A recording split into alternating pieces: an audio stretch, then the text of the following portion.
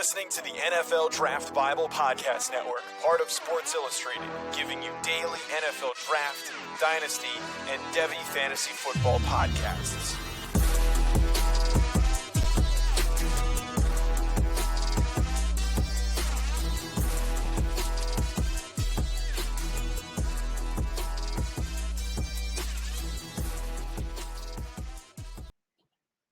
Class is in session. This is the Devy Seminar presented by Sports Illustrated's NFL Draft Bible Podcast Network. I'm your host, Matt Hicks, the FF Educator, joined as always by John Lobb, the Gridiron Scholar, and Skip Newton. Fellas, on today's show, we are running through our risers and fallers from week one, and we're previewing a packed week two Devy slate. How we feeling? Unbelievable. Fired up. Got some good Devy notes in last week. And now we got a nice group of players we can watch this weekend too. Yep, I'm excited. I'm ready to get going on the Devy. Let's talk about it. Let's do this, man. All right, let's start here with our news and notes segment. There's a lot that happened week one, a lot that we're learning heading into week two. Let's start here. Oregon freshman wide receiver Troy Franklin, who jumped up Devy boards when he landed atop the Oregon depth chart, ended up not really being involved in the week one game against Fresno State. It turns out that he was playing through an undisclosed injury. He is expected to play again Saturday versus Ohio State, so we're going to refrain from too much Devy judgment here on Troy Franklin just yet. Washington State head coach Nick Rolovich said on Monday that he is leaning towards Jayden de Laura starting Saturday's game. So if you, for some reason, are still a de Laura truther, you have hope still, my friends. Nebraska redshirt sophomore running back Marquise Stepp and freshman Gabe Ervin. Remember, we were excited about Gabe Ervin after week one. They are now listed as co-starters ahead of Saturday's game against Buffalo. Texas head coach Steve Sarkisian said on Monday that he will continue to look for opportunities to get redshirt sophomore Casey Thompson into games. Now, maybe this is a little bit of coach speak. Maybe this is wanting Casey Thompson to be involved in the offense, invested in Texas and not transfer. We'll see about that. But Casey Thompson's Devy status still remains in question. Speaking of Devy status in question, Wisconsin redshirt freshman running backs Jalen Berger and junior Isaac Guerendo are listed as co-backups this week. We're going to get into Jalen Berger a little bit more later. Minnesota redshirt junior Mo Ibrahim with a left leg injury has been ruled out for the remainder of the season. That is unfortunate. Memphis quarterback Grant Gunnell is likely to miss the next 2 weeks due to a lower body injury. I was a little surprised to not see Grant Gunnell out there for week one for Memphis. This definitely explains that. Fellas, a round of awards. Texas running back Bijan Robinson was named the Walter Camp Player of the Week, which we have discussed at length, was an absolute robbery towards Kenneth Walker. But nonetheless, Bijan played very well, and he deserves credit for having a great week. UCLA redshirt freshman Zach Charbonnet was named Pac-12 Offensive Player of the Week. Gentlemen, Zach Charbonnet is getting a lot of hype. We're going to get into a little bit more of that later on. And Ohio State quarterback C.J. Stroud was named the Big Ten Freshman of the Week. So lots of awards and honors going around for some of the players that we were excited to see play. Anything jump out in particular or any news and notes you want to talk about on top of that, fellas? One, I have a theory about Texas. Remember, you can leave after 4 games and retain your status to play. Remember, Derek King did that at Houston. He played 4 games, then he left the program. I believe he's playing Casey Thompson to keep him there through week 5. He can't afford with a freshman to lose his best backup quarterback. The last thing Shark wants is Thompson to leave the program. If he can keep him there for 5 weeks, Thompson will probably stay with the Longhorns. So I think that's why he played him, because there was no reason to put him in the game last week. But that's my thought. And really, Coach Nick Rolovich, did you never, ever watch a Tennessee Volunteer game? I don't know what Jaden DeLauro did, but for you to go and play and not start him last week, it has got to be an egregious mistake. I mean, he must have done something unholy because we've all seen what they put out there last week. It's mind-blowing to me. Just play DeLauro. Come on, coach. Yeah, I'm most interested to see what CJ Stroud does after his first game. He came out and looked, I don't know if it was nerves or he just wasn't quite ready, but did not play well in the first half. Started to make some plays in the second half. He's going to have to keep playing better, in my opinion, to make sure he keeps that job. We all love the Ohio State offense, so he's going to put up numbers, but he has got, Kyle McCord and Quinn Ewers just sitting there waiting. No one knows what's going to happen with those two guys. I'm assuming all three of these guys won't be on the roster next season, but they won't. Right now it's CJ Stroud's job to lose. He has to keep performing. I mean, they're trying to win a national title. That's a lot of pressure on a kid starting a second game this week. You know what, Skip? There was an ESPN graphic. I don't know if anyone saw this. And you know those graphics where they print where the quarterback threw the football? It was fascinating. CJ Stroud, every pass was outside the hash marks. He never threw the football into the middle of the field, which is almost counterintuitive for a young quarterback, right? So I don't know if this was kind of just what the defense was giving him and the game plan, but if he doesn't throw in the middle of the field against Oregon, there's going to be a problem. He needs to spread. He needs to attack the defense all over. I was shocked. It was a really eye-opening graphic when you saw it. All right, fellas, let's jump into our risers and fallers. And we have a lot of risers after week one. I want to start here. I'll run through mine, and then we'll do Skip and John. I'm going to start here with a guy who I just feel like there was a lot lost, I think, in the Clemson-Georgia game, especially with DJU struggling so much. I think it's lost how much of a focus Joe Ngata was in that offense. Remember, last year we were so excited to see Joe Ngata come out and make an impact. 6 receptions, 110 yards. Now, no touchdowns, but nobody scored an offensive touchdown in this game, so we're not knocking him on that. Ngata had 110 of DJU's 178 yards. That is significant to me. And what I noticed watching that game was the initial plan was to run the game through Justin Ross. And I think Justin Ross looked a little out of sync. And maybe it was the pressure. Maybe Ngata, was a better, quicker check down for DJU than Justin Ross. But Ross playing in the slot probably should have been that guy. So I'm excited specifically for Ngata and to watch him over the next couple weeks because we had been asking this question a ton. Who is going to take over the Clemson wide receiver room? And we at least have an early indication here in week one that it could be Clemson's Joe Ngata. My next guy up here is somebody I am so excited, had a great week one. I had a lot of questions here. I kept him up in my top 75 Devy rankings all off season. I don't think anybody else even had in their top 100 or 125. But Maryland quarterback Taulia Tagovailoa, in a small sample size, showed me a lot of what I wanted to see last season. And against West Virginia, which is supposed to be a pretty solid defense, certainly not, a nation-leading defense, but a solid defense, Tagovailoa goes 26 for 36, 332 yards, 3 touchdowns, no interceptions. And he had some beautiful passes. He has great arm strength. He's got a pretty ball. He has a nice touch. And so I am very excited to see him leading this Maryland passing attack here. They have some good receivers, folks. Wow, yes. Are those Maryland receivers good.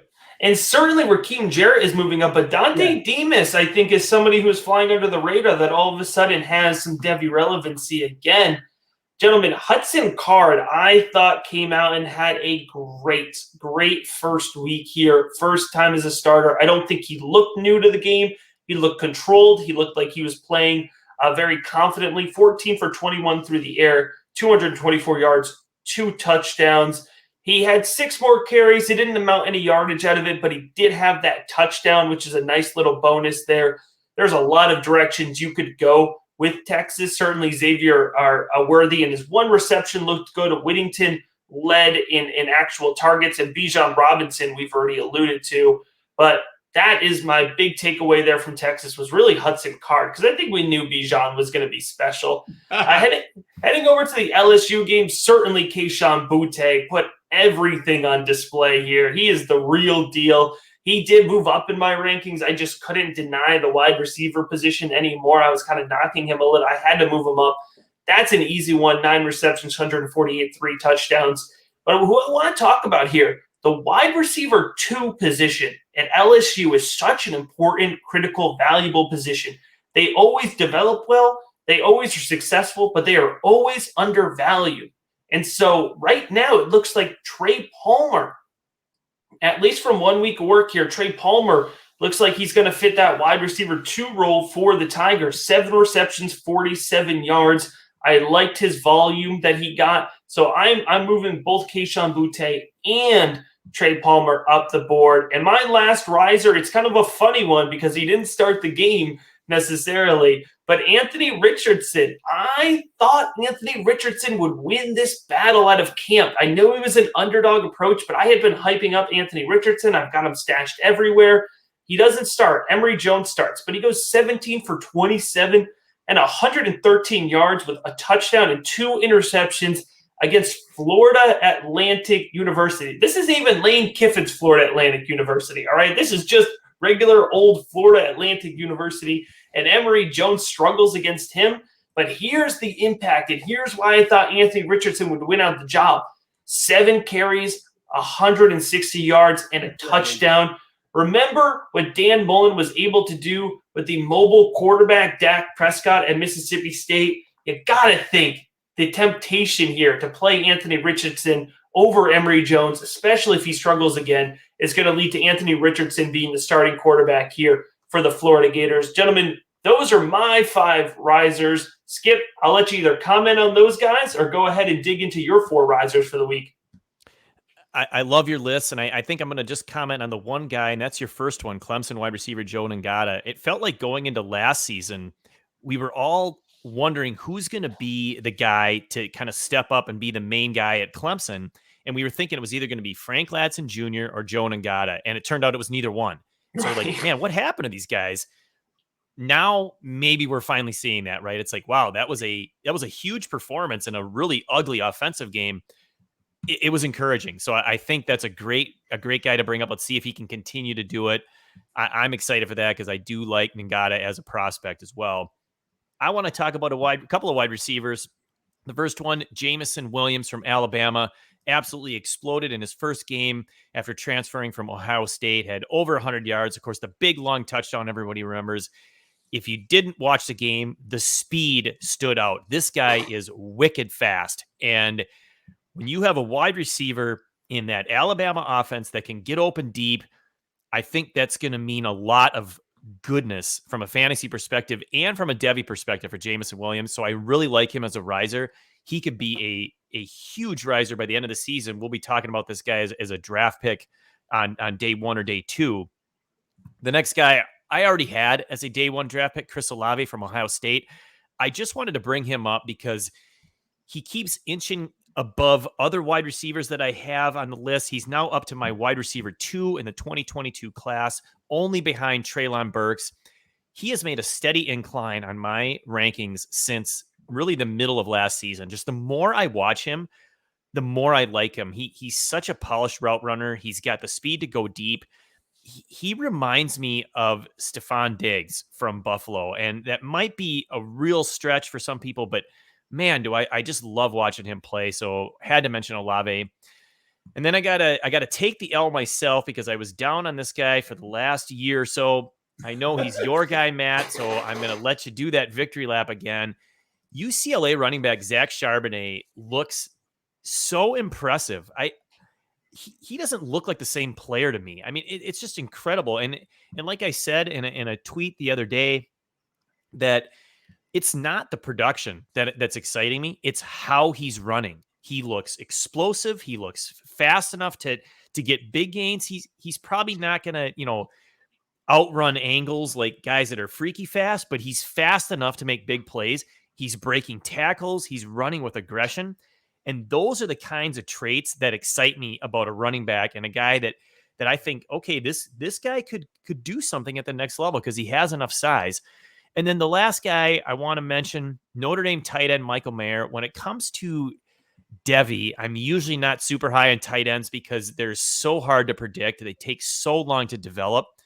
But man, does this guy look the part. He looks so good. And I don't have any shares of him in any of my leagues because I always fade tight end. I'm going to regret that with Michael Mayer because I think this kid is going to be outstanding. I think he's a first-round draft pick waiting to happen. And if you can find a way to trade for him in your league, please do so, especially if it's tight end premium or a 2 tight end league. You're not going to regret it. Yeah, Skip, to your Zach Charbonnet point, and, we're not going to continue this. Yeah, we will. We will continue this victory lap as long as we can. But specifically, what excites me this week about Zach Charbonnet is I've noticed some folks, so there's particular people in the draft industry that I've watched specifically to see who they are picking up on. And Zach Charbonnet is starting to pick up on the radar of folks who are tuned in well to the NFL and what the NFL likes from their prospects. And that is getting me excited about Zach Charbonnet. John, you got a couple of guys that are absolutely my guys as well on your risers list.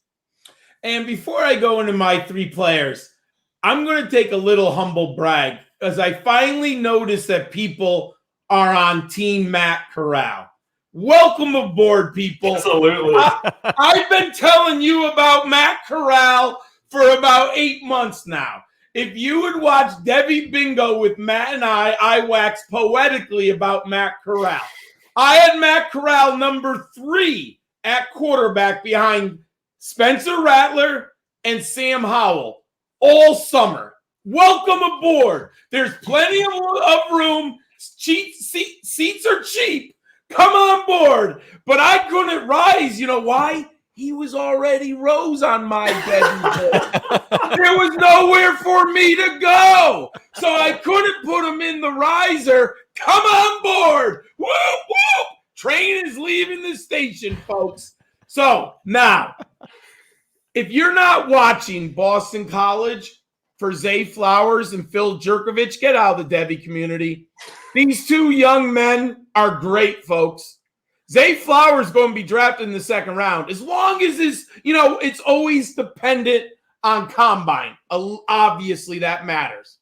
Zay Flowers is spectacular. And Phil Jerkovich, I have him at number 14 on my Devy rankings. 6'5", 226, and more mobile. He's no Lamar Jackson, but he is mobile. 289 career rushing yards. He's very good in the pocket for a big man. 6'5", 229, and he can throw.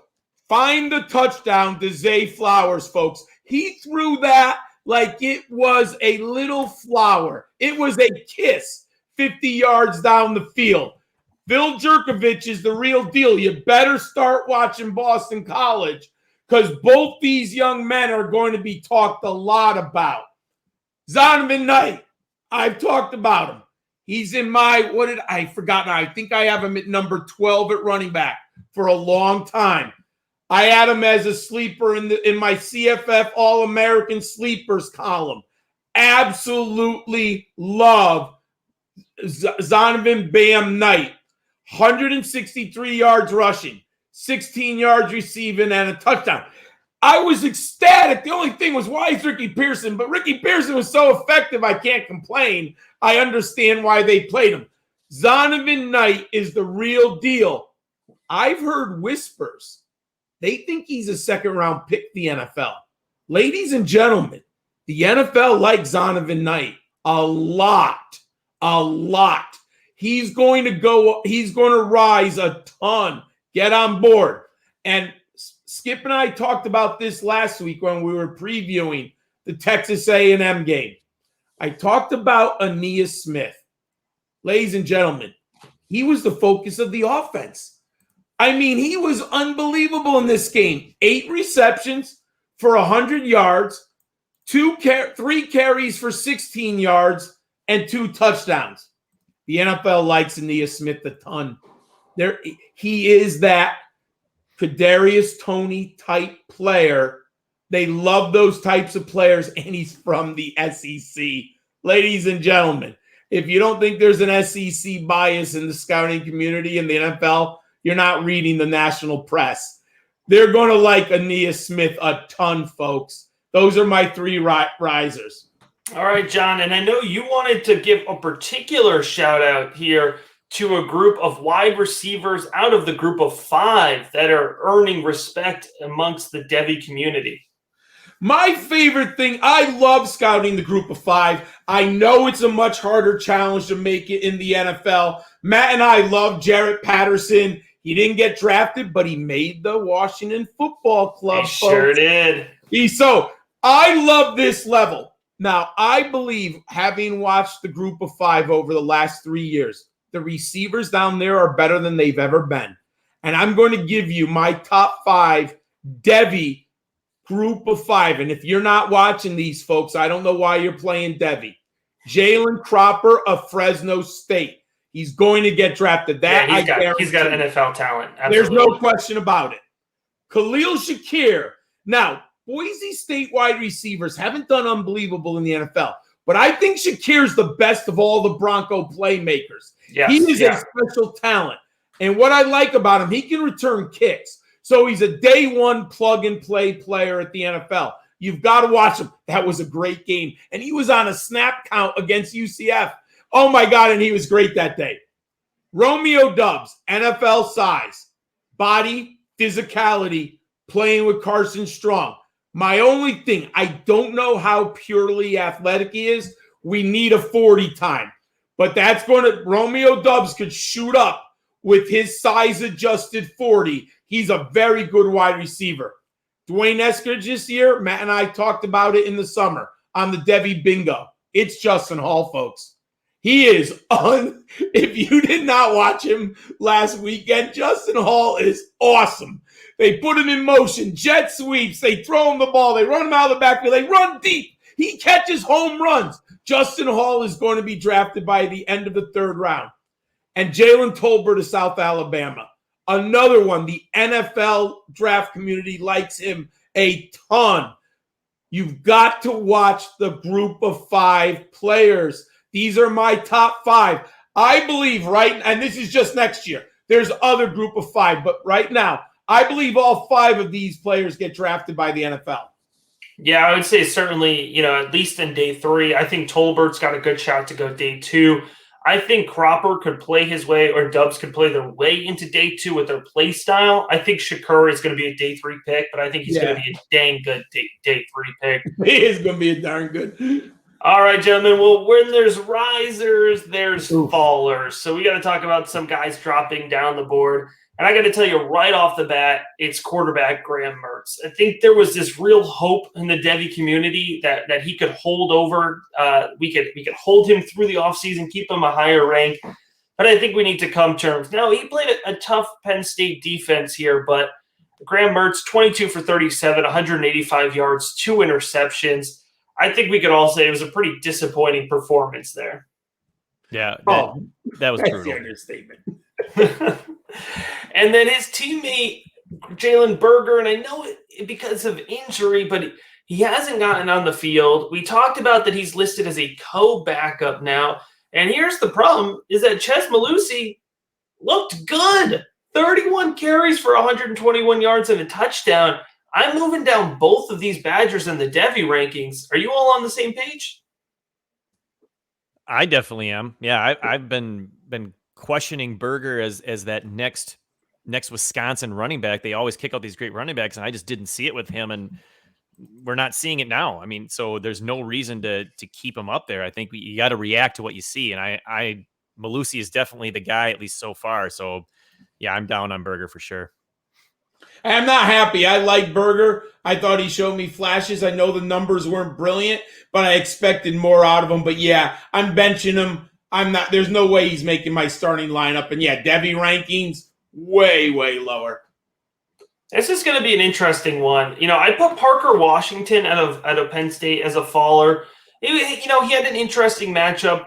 I'm just kind of curious here if he's going to lose a little bit of his shine as Lambert Smith and Dotson continue to shine against him. In Devy, oftentimes we don't like crowded back or, receiver groups or backfield groups. We want to pick our guy. And it seems like, based on what we saw last week, Jahan Dotson, I think, is going to get the quick rise this year. He's draft eligible. I think he's going to gain a lot of momentum.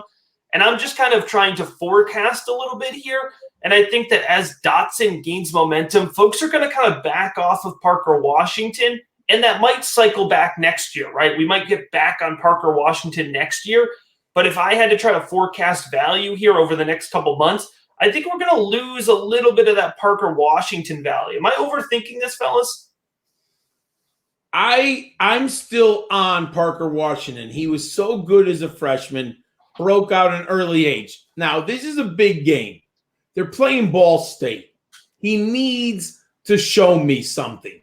I'll give him a pass. That Wisconsin defense played so well. I'll give him a pass. Then he has Auburn, so I'm kind of looking forward to that contest. And then his schedule, it's an okay. Villanova, Indiana, Illinois, Maryland, Rutgers. So there's some nice matchups. I'm holding him steady right now, but I think he could go in either direction, my friend.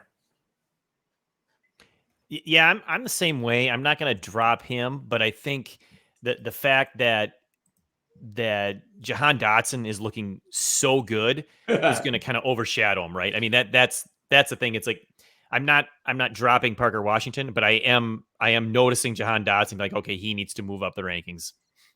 All right, fellas, 2 more fallers here. I know it's unfortunate, but we have to address Mo Ibrahim. If we're looking at Mo, he was somebody who I think was going to be a late momentum riser through the draft process. I liked his tape. I thought it was good. I didn't expect him to be higher than a day 3 pick, despite liking him, because I don't perceive him as somebody who's going to test well athletically.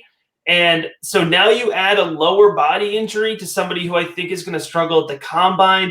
I really hate to see it, or I hate to say it, but I'm not sure there's much left here in the Mo Ibrahim Devy value. I think we've kind of bottomed out on that. Do you think that's too rough? Unfortunately, I don't. I think that's fair. It's such an unfortunate injury, and he's such a hard-working, hard-playing running back.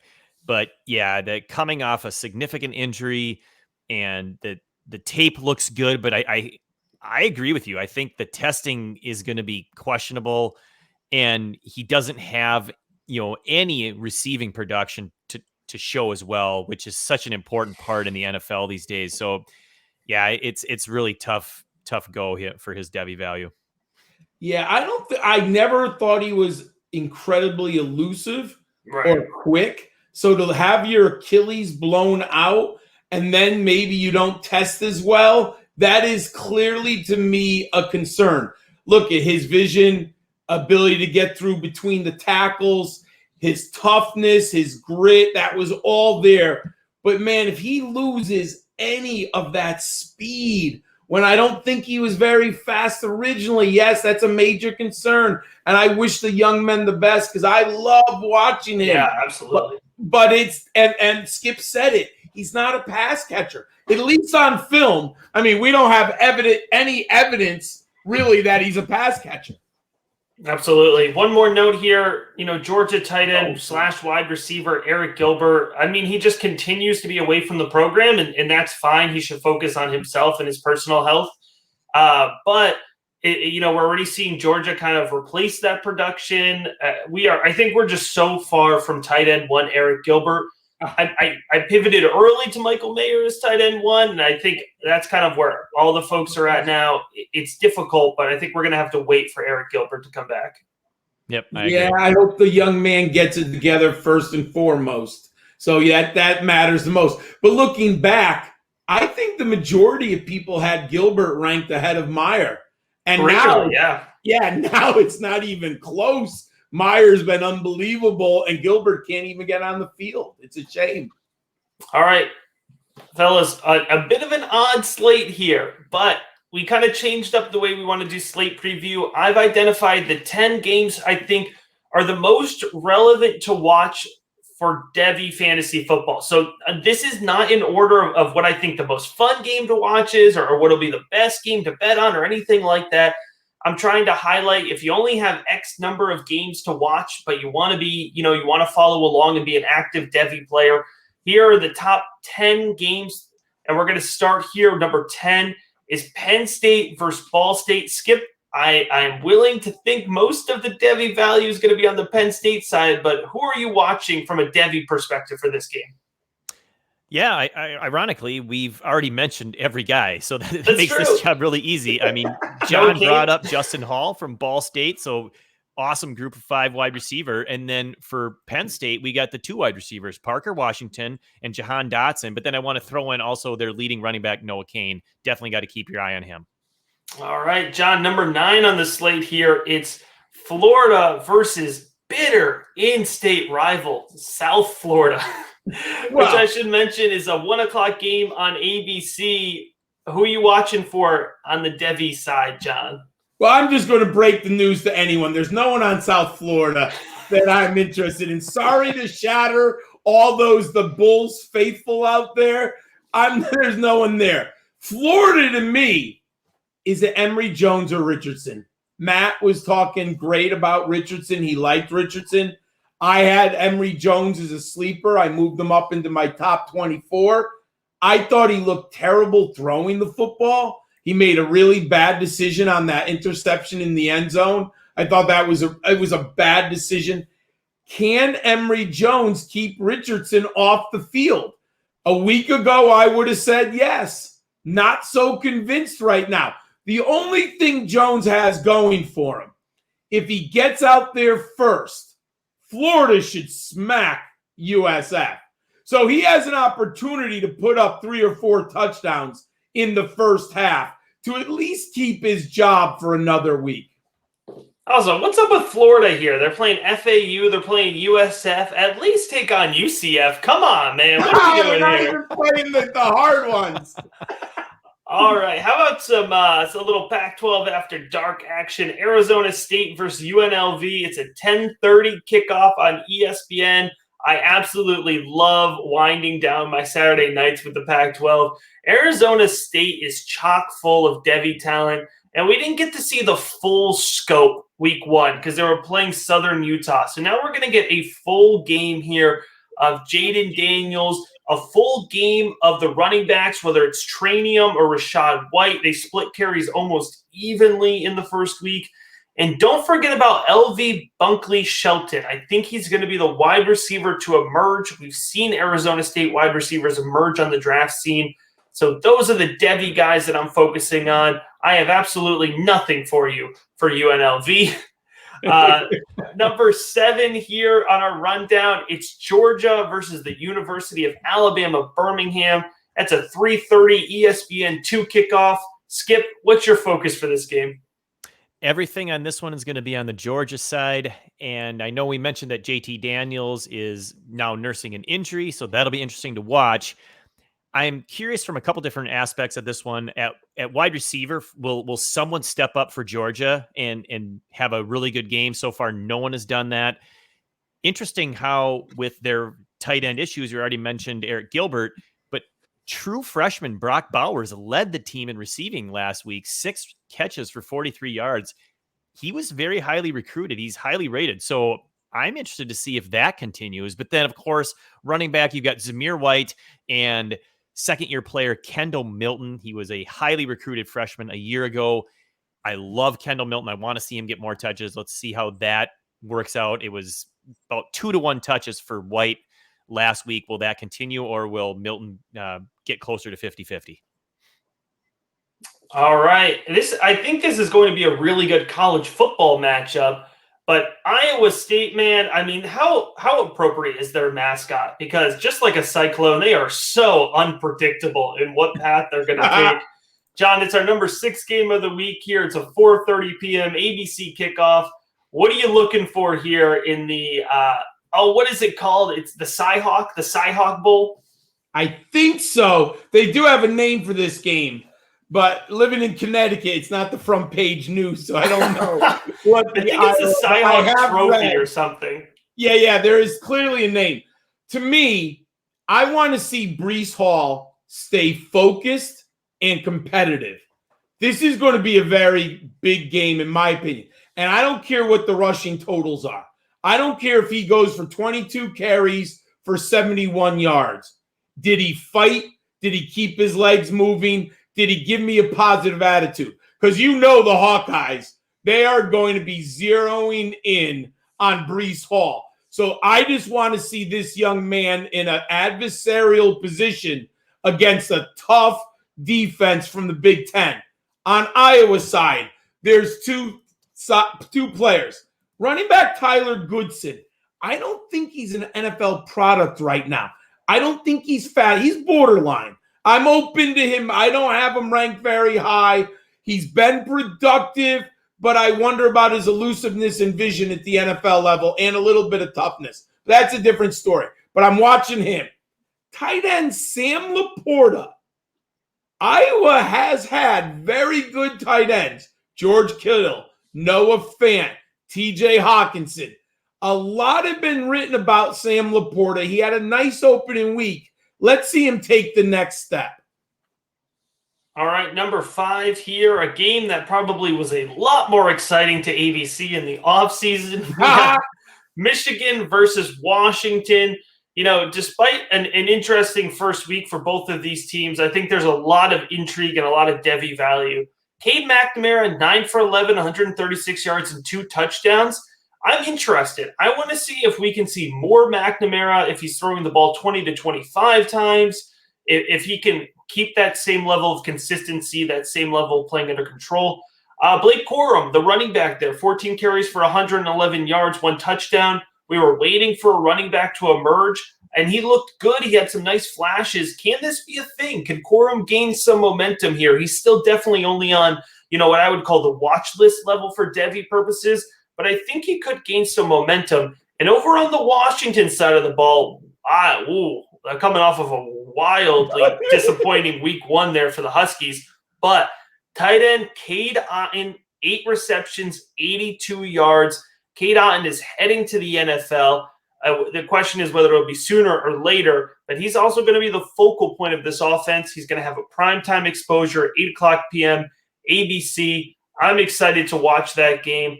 I got to tell you, I am Missouri, Kentucky, 7:30 SEC network. They might get the main screen. I am interested to watch the Tigers and the Wildcats.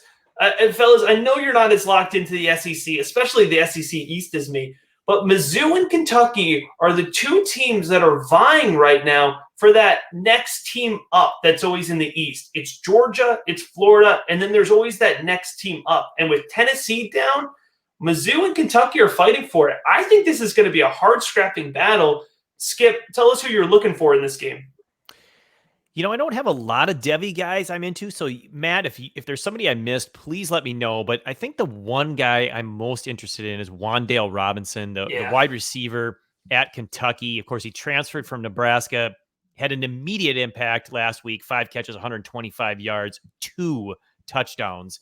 If he continues to put up numbers like that, I think people are going to start to get excited about him again. I mean, he kind of fell off people's radar. They were excited about him before, but he never seemed to realize the potential and the hype. But obviously 125 yards and 2 scores, that definitely matches production with the hype. So let's see if he can continue to do that. Yeah, I would just add in here, and I have to check myself because I have a proficiency to fall in love with running backs that aren't quite big enough for the NFL. But Tyler Beatty for Mizzou, 25 carries, 203 yards, and a touchdown.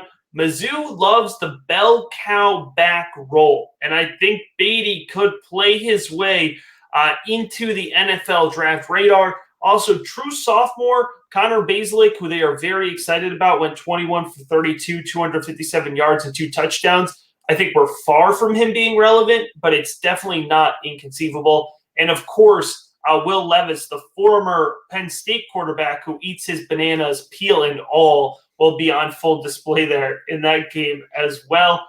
John, USC Stanford, 10:30 kickoff on Fox. USC playing at 10:30. It doesn't feel right, but it sounds pretty good. Oh my God, I can't believe it. Hey, I know Matt's a big fan of Keaton Slovis. He likes him more than I do. I do like Keaton Slovis. Looked good week one. He looked great. I think he looked tremendous. He looked more like he did his freshman year than he did last year. I thought he played great. Keontae Ingram, interesting player. Can he work his way up into a day 3 NFL running back? Not sure. Need to see more. But my friends, how good did Drake London and Taj Washington look together? Drake London had 13 receptions. I'm still stunned that they just peppered him. Now, I'm a little bit worried.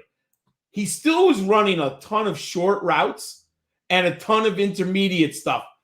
And I didn't see a lot of separation. And those are things I was hoping to see a little bit more of.